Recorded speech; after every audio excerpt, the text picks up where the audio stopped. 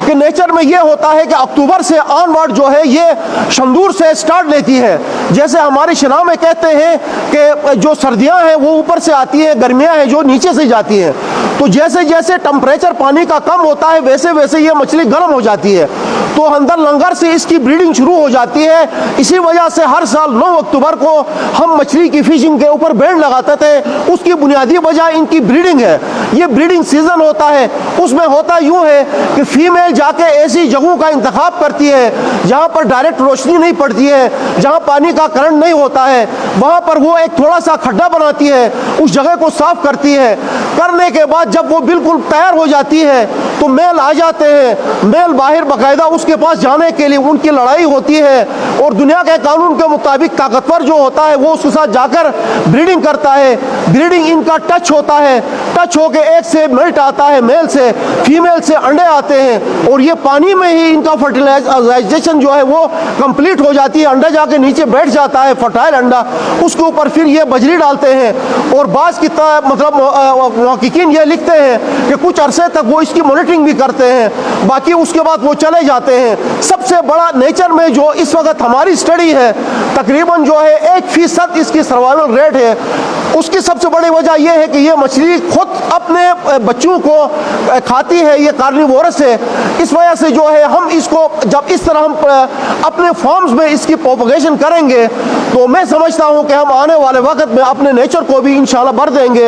हम यहाँ पर हमारी जो नेचर की ब्रोन है उसकी भी हमने ब्रीडिंग की है। तकरीबन 70,000 तक इस वक्त हमारे पास उसके बच्चे जो है वो आ गए हैं। हम आज यहाँ खड़े हैं गुलमीका ट्राउट हैचरी में। ये हैचरी नई इस्टेब्लिश हुई है। हैचरी उस मुकाम को कहते हैं जहाँ पर अंडे से बच्चा बनता है। हमारे पास ब्रूड स्टॉक कारगर ट्राउट फार्म में रखे हुए हैं, वहाँ से हम अंडे निकालते हैं, उनको वहाँ फर्टाइल करते हैं। करने के बाद उनको साफ करके उनको लेके यहाँ आते हैं। मेरे पीछे ये जो फॉर्मेशन आपको नज़र आ रही है इसको हम अपनी ज़बान में इंक्यूबेटर कहते हैं। इसकी 10 ट्रेज है। एक ट्रे में जो है वो 7,000 अंडे होते हैं। इसी तरह ये एक की कैरिंग कैपेसिटी जो है वो 70,000 हो गई। तो ये इनमें हम ये अंडे रख लेते हैं और इस हर एक में जो है वो फ्रेश पानी दिया हुआ है। इनका सिस्टम ऐसा है कि पीछे से हर एक ट्रे को ताज़ा पानी मिलता है।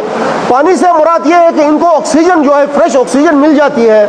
इसमें ये जो है सब्जेक्ट टू वाटर टेम्परेचर 25, 30, 40 दिन के बाद इनसे जो एक वो निकलती है फर्टाइल अंडे के बाद जो फर्स्ट स्टेज होती है तो उसको कहते हैं सेक फ्राई।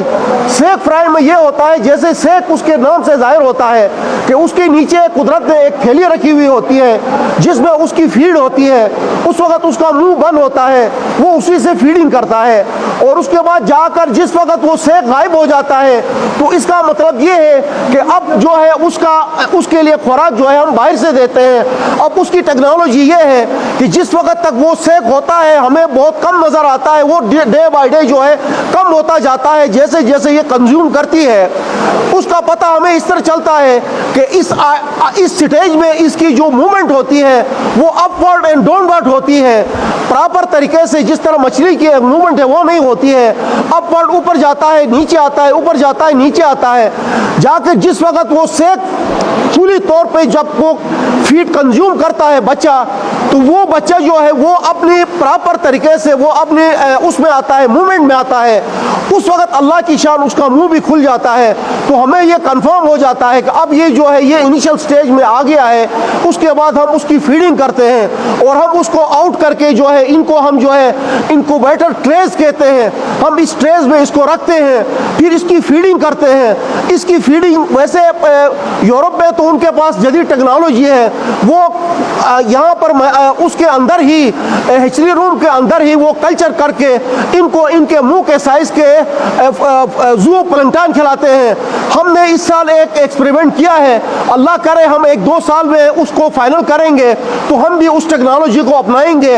हम यहाँ पर इस वक्त इनको जो फीड देते हैं वो हम लिक्विड फीड के नाम से हम जो है कलेजी वगैरह को ग्राइंड करके उसको बिल्कुल तकरीबन जो है मोटे पानी की शक्ल में लाकर इनको फीड देते हैं। उसके बाद फिर हम जो है अंडे को हम पूरी तरह उबालते हैं। उबालने के बाद उनको जाली के ऊपर रखकर उसके छोटे छोटे पीस बना लगाकर फिर उसमें थोड़ा सा पानी भी डालकर हम इनको डाल लेते हैं, जो ये बड़ी शौक से खाती है। सबसे बड़ा इनका मसला जो होता है वो पानी का होता है, डीओ का होता है और सफाई का होता है। चूंकि हमारे पास सारा काम मैनुअल है, इसलिए हमें लेबरिंग में बहुत ज़्यादा मसला होता है। इंशाअल्लाह अल्लाह पाक ने खैर किया तो हम यहाँ से इंशाअल्लाह 10 लाख तक हम यहाँ से बच्चे निकालेंगे और वो बच्चा जो है हम बाहर शिफ्ट करेंगे, फिर अपने फार्म में लाएंगे, फिर अपने फार्मर्स को हम उसकी डिस्ट्रीब्यूशन देंगे। तो अगर 10 लाख बच्चा हमें निकालना हो तो हमें कम से कम 20 से 25 लाख अंडे यहाँ पर रखने पड़ते हैं, क्योंकि नेचुरली इनकी वो होती है, मोर्टेलिटी होती है।